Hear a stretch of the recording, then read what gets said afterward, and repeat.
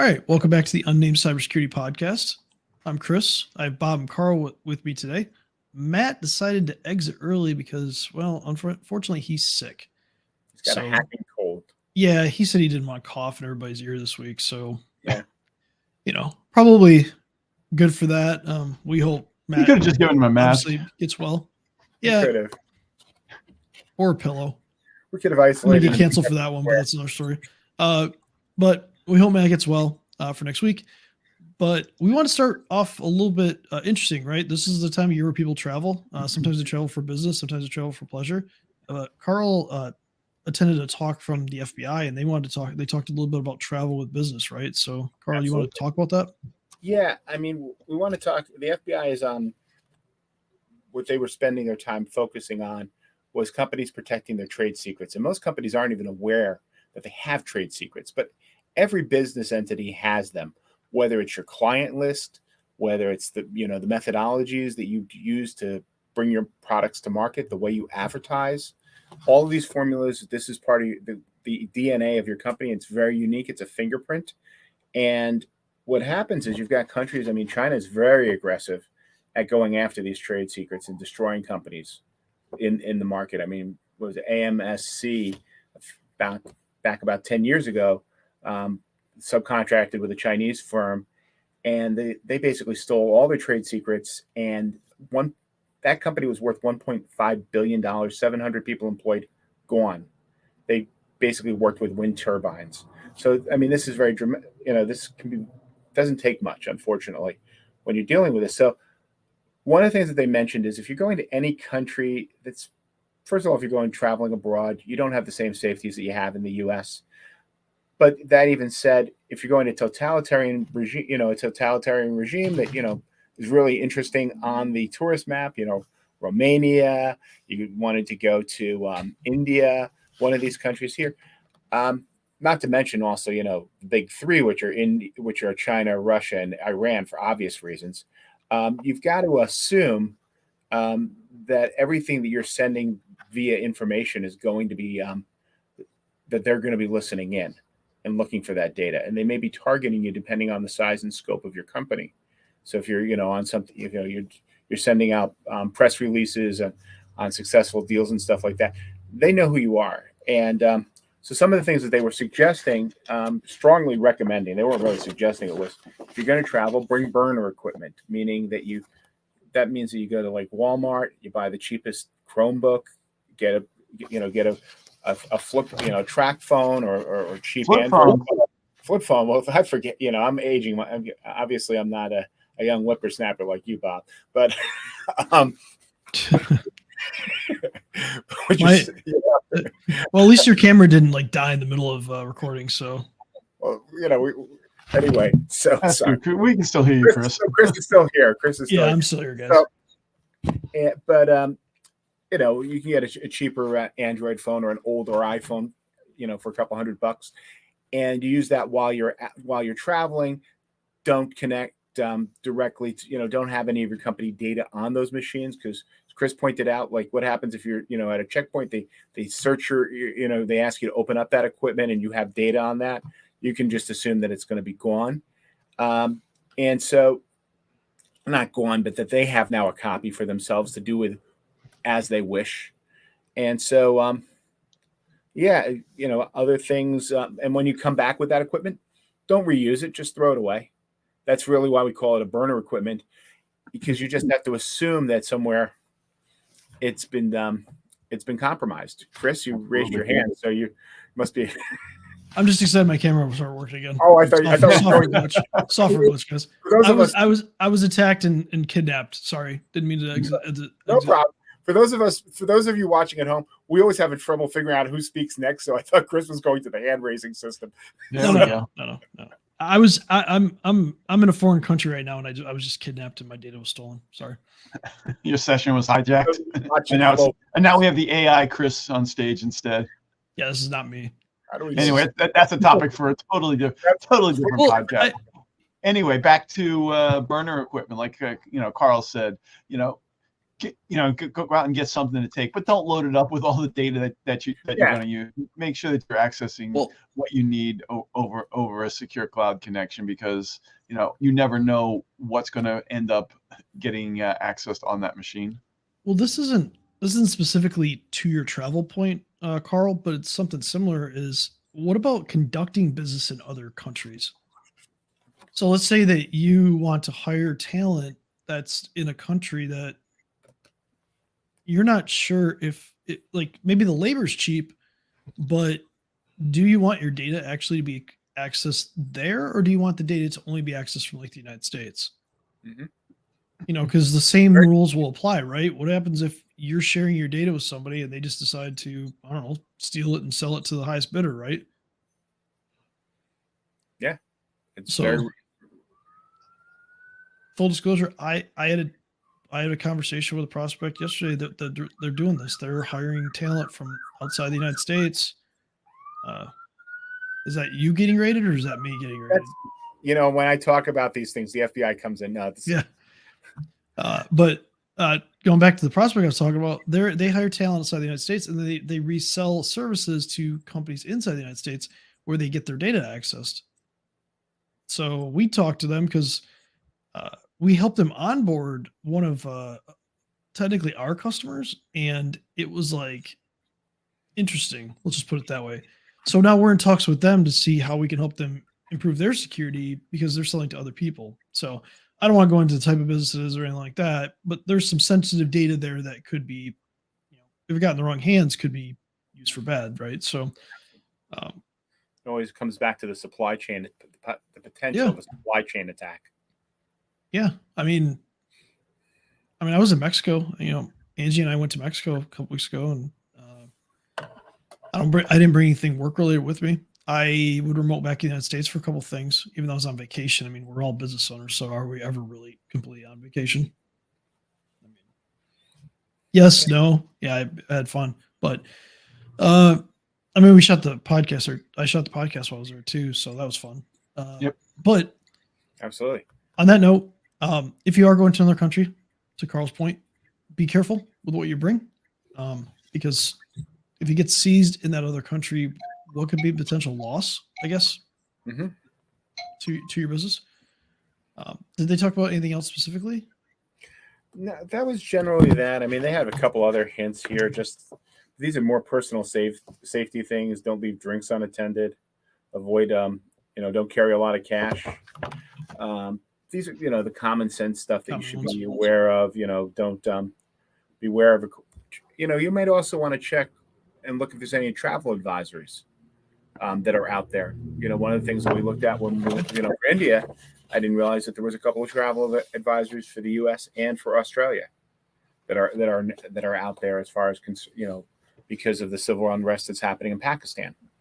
So it may not be the country that you're going to, but it could be a country adjacent to it that can cause a potential issue. That's true. Yeah, I mean, I know some people that go down to Mexico to work for one of the big three, and they have to have armed security guards take them from where they're staying to the plant in question. Wow. So yeah.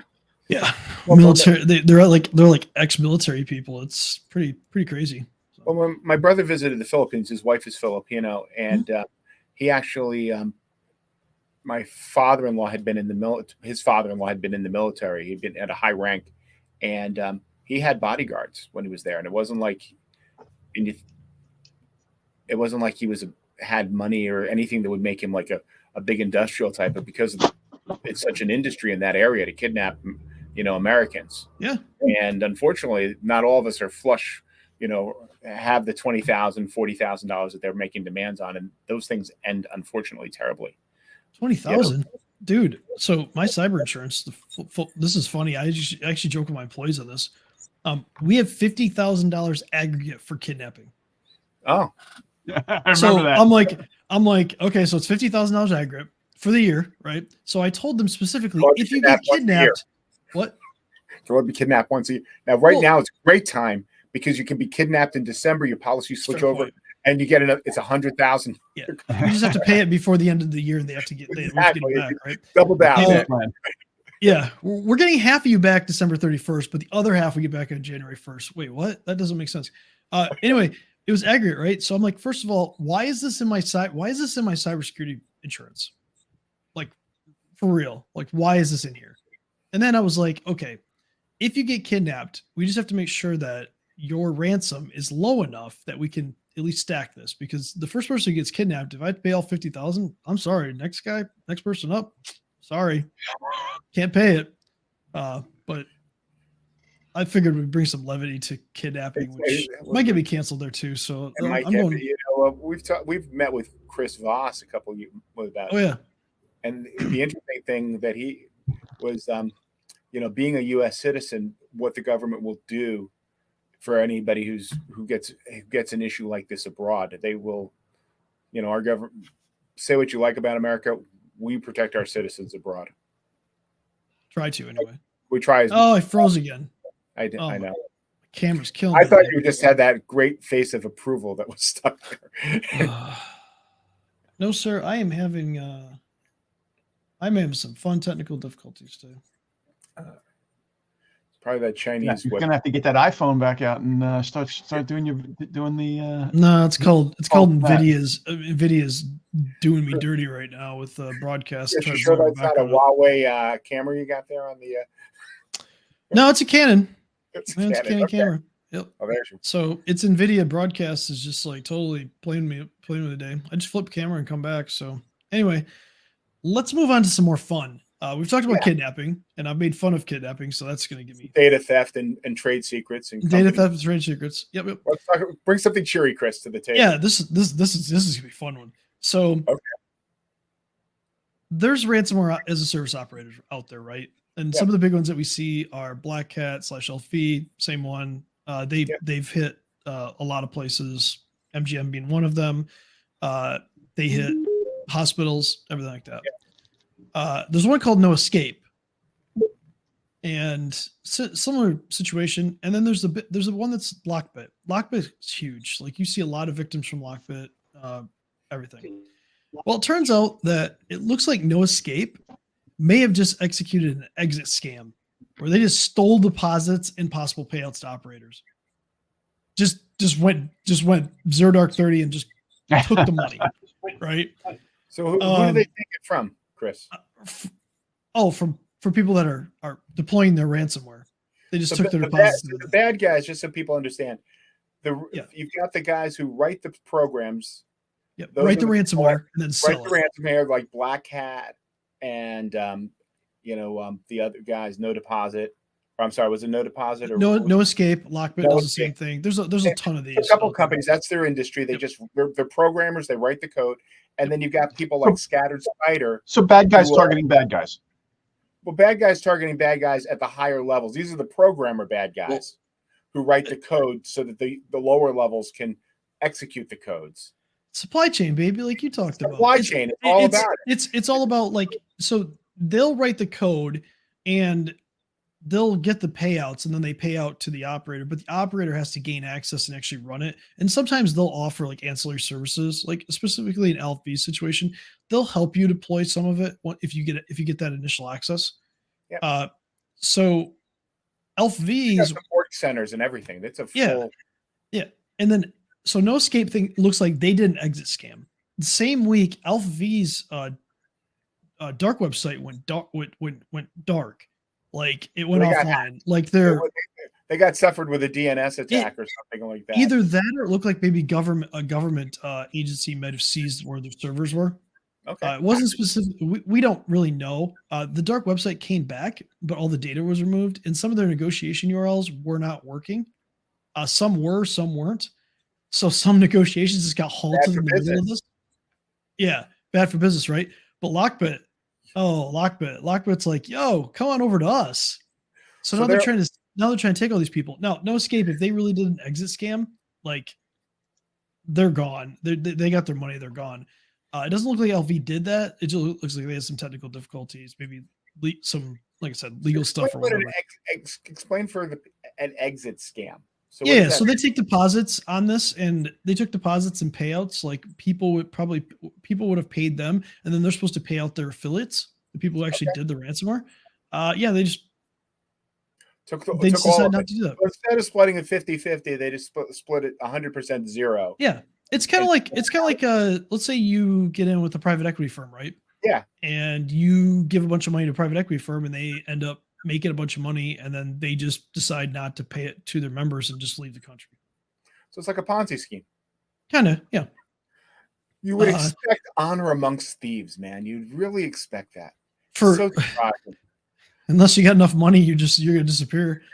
But so Lockbit They started will posting stuff. disappear eventually. These guys Yeah, will. That's Yeah. fair. But These guys don't have Lockbit long- themselves yeah. are appealing to them, both the Alpha or Alpha or whatever I call them, and No Escape advocates. They're appealing to them, trying to get them to come over and deploy their ransomware instead. So this is like so on top of irritating. So on top of that, they've got their competitors have come in because Alpha, or I knew him as Alpha, but Black Hat.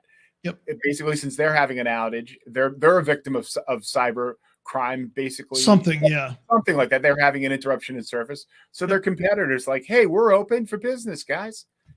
Well, and it's really weird because Elfie hit like one of my former employers. I talked last week about it. So I don't even know if the negotiations happened. They That's sold really tough for businesses. Imagine your business was ransomed. You're trying to pay the payment, and now the site is down. You can't get there's no. It's even worse. You can't get the data back. So I mean, these thieves are stealing from each other, but it's also throwing off even the ransoms that are going on. Yeah, and then Lockbit actually apparently called the Black Hat Elfie's outage a Christmas gift. So this just keeps getting better, guys. Like this is like we're getting to a point now where it's like people are trying to steal affiliates from other people. So it's like here we have businesses of their own success. We deploy ransomware. We're out to make money, and guess what? We're gonna try to poach people. We're trying to poach not employees, affiliates. We're trying to poach them. Come on over. Grass is green over here, guys. We'll give you 30% more, 20% more. I don't know if that's true. That's just we don't know the speculations. We're not involved with any of these people, but we're just looking from outside of what's apparently happening here. But you can equate it to like what happens with employees, right? An employee might leave because they might get a 20% bump in pay. If they're sold, the grass is greener on the other side. Whether it is or not, that's irrelevant. I mean, these companies, these ransomware software writers, they treat their business like companies. I mean, we've gotten from that Conti jump, that was another group. We got the fact that there's employees. They run an employee of the month contest. They have an HR department. They give bonuses for when they complete their the ransomware when they get paid. So that there's all these things recruiting. So it looks like a business except it's completely illegal. Yeah. So welcome to the exit plan year. So I think it's kind of funny in one sense. It's not. I mean, no, this is funny from the standpoint of like if you're a victim of this is terrible. That's horrible. But it gives us a little bit of insight into just how fragile like this entire thing can be. It's no different than your company or somebody else's company. You could have something like this happen, like an outage or something like that could really cause your business problems. Like, if you're in the business of ransomware and everything that you have goes down, you're losing money. Yeah. It's no different than our businesses. If we have something that happens that we can't use a tool or whatever, or something, I mean, we're going to lose money off of it. So something to keep in mind around the holidays. Calling it a Christmas gift by Lockbit is just kind of funny. There you go. But be safe out there. Obviously, if you travel, make sure you have more than $50,000 in kidnapping insurance because absolutely you never know. And get your burner equipment. And one more point, just to Chris's point, just real quick. I won't take the good thing. The thing to look at is Alpha had the outage and BitLock took advantage. This is the reason why you, as a company, you want to have cybersecurity. You want to be secure in your business because it does create a market advantage. Unfortunately, if all of a sudden your competitor falls as a victim, and I'm not wishing that your competitor is, I'm not saying that you want to wish ill, but if they fall to that, they become a victim of cybercrime or an internet, infrastructure disruption, it's going to benefit you because how quickly is another, we see this time and time again. It's 60 months to a year before business returns to normal to the competitor. If they return. If you're lucky. No. And one more piece of news just kind of came out, and we'll kind of end on this. Is Microsoft Digital Crimes Unit. Yeah. Which is funny because Microsoft has a digital crimes unit. We don't talk about this much, but they were able to get a court order, and they seized multiple domains from a Vietnamese-based cybercrime group. They were called Storm 1152. That was the Microsoft name. They had registered over 750 million fraudulent accounts with Microsoft, and they were selling them for millions of dollars to other cyber criminals. They were even selling how to bypass the automatic CAPTCHA stuff. But 750 million fraudulent accounts. It's mind-blowing. Think about that. Mind-blowing. Yeah, and then how to basically bypass it and create new ones. So, and you say, oh, we got these 750 million, but there are other operators out there who are going to either step up or are doing the same thing. Oh yeah, yeah. So they seized their domains. I think they've identified. They've identified 2 people as part of the operation that they're suing directly. I mean, who knows if anything will come from that, but just kind of a interesting thing how they were able to seize it and kind of stop this. But all side note, Microsoft fired their CISO and hired a new one. So do with that information as you will. It's always the biggest target in an organization. Yeah. So hopefully next week we have Matt back. Maybe we'll have a guest. Maybe. Right. If Matt is healthy enough, we'll hopefully see his cat again. So the cat can come. The cat can always come on, whether Matt's there or not. We should have just had Matt. We should have just had the cat on. Anyway. Hopefully, I'm not in a detention center someplace. All right, guys. Let's. Let's. Merry Christmas. Merry Christmas. We'll talk to you next week. Have a good rest of your week. For the rest of you. Yeah. So we'll do one more before Christmas. We'll have something special. Have a good week, guys. And all right. We'll talk to you guys later.